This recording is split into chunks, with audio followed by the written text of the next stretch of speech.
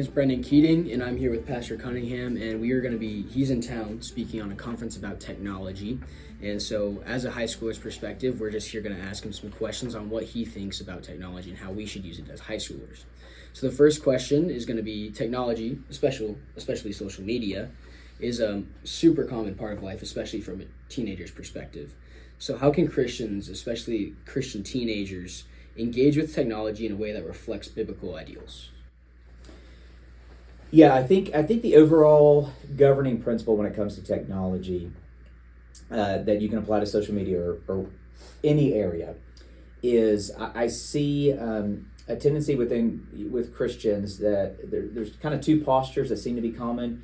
One is to retreat from technology, the technological society that we live in, and just say, it's scary, it's dangerous, I want no part of it, and I'm out.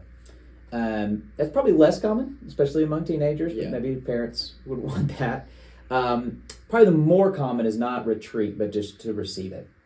To receive the ways of our technological society with kind of an uncritical adaptation to the ways of the world without ever pausing to consider, are there consequences to this? What is this doing to me as a person? What are the implications upon my relationship with Jesus? I just receive it. I just receive the ways of the world. There's no discernible difference between the teenager who's wanting to follow Jesus and the rest of teenagers in society. I think the third and better option is not to retreat or to receive, but to redeem, to have a redemptive approach to technology. And really what that means is reclaiming God's good intentions for technology. Now, technology is a good thing that image bearers of God have been entrusted with by God to do. Ingenuity, advancement, and all of this. This is God's design. But the problem is that our technology, just like we as image bearers are impacted by sin and the fall, our technology as an extension of human agency is also impacted. And so technology can be used for a lot of good, but often it can be used for a lot of harm. And I just think it should be the Christian teenagers who are the ones kind of leading the way in this redemptive approach to all things technology, but specifically I think the big one that you mentioned is social media. To have an appropriate relationship with social media. And there's a lot of different, I can't give you a list. It'd be a good thing to discuss in your groups of what would it look like to have a relationship to technology. How can we do it, but do it differently? That'd be a great topic of discussion. But by general principle, I think the big key is to place intentional boundaries on the boundless nature of technology. Technology is a boundless world. Social media is a boundless world. You could spend all day, every day lost in social media and wake up the next day and do the exact same thing. By its very design, it is trying to invite you into this limitless world of virtual connection. I think teenagers who are serious about following Jesus and want to do social media right have got to be intentional, and your parents, I'm sure, would help you with this, have got to be intentional about putting boundaries around the boundless nature of social media, to use it, but to use it well. And typically what that means, there's time boundaries. You don't want to be it all day, every day. But I think a big one when it comes to social media in particular is to really be thoughtful and intentional to limit your social media usage to your actual friends. It's a good thing for those that you connect with in person and in relationship, and you actually have a physical relationship with them, to engage and enjoy social media together.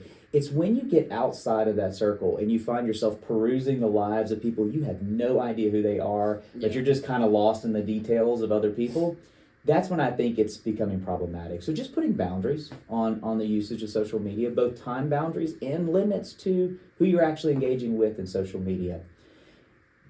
But the flip side of that is maybe a more proactive approach is I just think it'd be really healthy for teenagers to just say, my community is not exclusively digital. Yes, I use social media and I'm trying to use social media well, but just as much, I am an actual, physical, true intimate, authentic community with my peers. I'm doing what teenagers have always done. For I have a 16-year-old, and I know the way of teenagers, and I know the old go over and hang out evening is quickly becoming a thing of the past, and we'll just hang out on our phones. Resist that. So yes, do social media, but be far more intentional about, let's just actually get together and have fun as teenagers together. And that kind of combats some of the more problematic addictions to social media. Yeah. All right, well, I'll jump into this next question here. It says, does this require a shift of mindset or specific habits? Which, you kind of already answered that. Yeah, I may have jumped ahead of your question. No, it's all right. I like that, though. Because it's kind of given that whole entire aspect of, the whole boundaries on time. Like you said, you don't want to spend all day scrolling. Sure. And that's just a waste of a day, in my opinion. Yeah, You're just sitting there all day. Yeah. That's just not ideal. Yeah. And that whole boundaries of friends as well, I find that because, like you said, I mean, through your podcast, which I know that our viewers didn't listen to, but as I listened to it, you said, you kind of become, in people's lives, and, you kind of can make relationships kind of easy, is what you said, and I kind of agree with that statement. You can just really delve into somebody else's life that you shouldn't kind of be involved in. That's right. Which I kind of agree with that whole boundaries aspect as well. Yeah, you bring up a really good point. So, yes, the reason why social media can be so detrimental to us as relational beings is that it trains us to think. You're talking about the mindset, changing a mindset. It trains us to think that relationships are just really easy. Yeah. With just a simple click of onto a profile or somebody approves your follow request, you are let in on all the details of their life, their hobbies, where they go to school, where they enjoy even snippets throughout the day through stories and whatnot. And that's fun, but what you're missing there are the actual demands of real friendship. That to get to know somebody is supposed to be a little difficult. You have to press through your insecurities and awkwardness and look someone in the eye and have long conversations and all of these different things. And so you want to be careful that you're not allowing social media, the ease of social media relationships, to train you to think that's the way real world relationships work. And that's why, again, I come back to, alongside your social media usage, a ton of actual real life community and friendship that will have those built-in demands of awkwardness, and that person's quirky, and that person's a sinner just like you, and you're going to get into conflicts, and you're going to have to press through insecurities and all of these different things. That's good for the teenager to learn to do. That's an important skill in life, to learn how to actually have a relationship, not just a virtual relationship. Yeah, I mean, that's perfect. And then, again, some helpful tactics. I feel like we kind of already covered those. Is there anything else besides those boundaries or not? Yeah, I would say boundaries. And then the other thing is, so the power of modern technology is it offers us a boundless world and an anonymous world. Yeah. Those are what's kind of unique about the new frontier of humanity in the virtual world, is it's boundless and it's anonymous. So I advocate for putting boundaries around the boundless nature of technology and bring exposure to the anonymous nature of technology. It's incredibly vulnerable, but I think it'd be something to discuss of whether you and a couple of your buddies would be willing to set up something like Covenant Eyes or Bark or some of these things, and you bring exposure into your usage so that your friends or your parents or your mentor or your youth pastor, somebody has access to what you're actually doing. It's kind of just this built-in accountability to make sure all of your online life is not done in anonymity, because it's never good for us to live in darkness. We are meant to live in the light. And so bringing exposure into the anonymous nature of our phones, the internet, and so forth, I think would be a really, really good step. It'd be a good thing to discuss in your group. So of what are some practical things we could do